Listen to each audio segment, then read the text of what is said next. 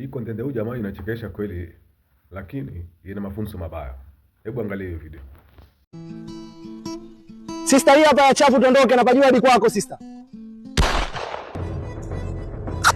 Yaani mtu zamu sio yako afu unakuwa una kielele. Dada, njoo upande hapa, ndio zamu yangu kubeba abiria.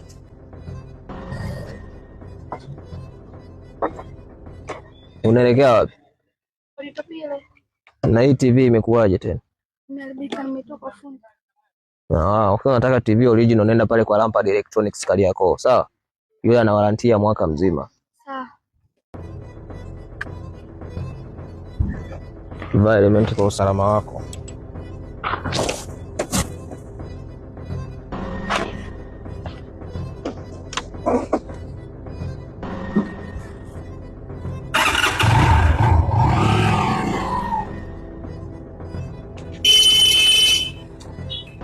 Hivi wewe kaka vipi jamani? Hivi mtu ndio kwanza unaka pikipiki lakini unapopiga wewe ni barabara nzima. Ungekuwa na gari ingekuwaje sasa? Yaani mtu ninakupigia honi kwa usalama wako, ujiandae napita. Naweza nikateleza kwa bahati mbaya nikakugonga. Lakini unaleta maneno mengi. Si bora ufe. Au nimekukwaza? Pamoja ni kwaza. Tuko sawa. Tuko sawa. Umesema unaenda wapi? Ulitopile. Mbona unatetemeka? Hamna.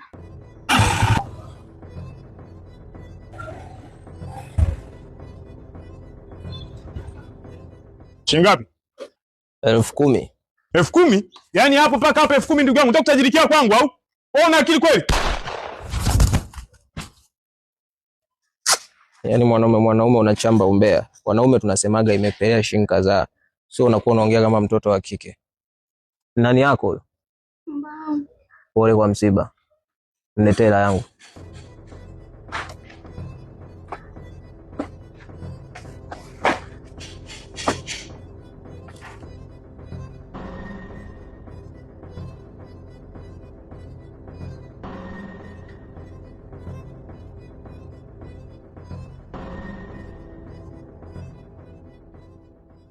Umesikia kabisa namwambia 10,000. Sasa mbona unaniletea 2,000? Unanipima? Niko nayo tu hii.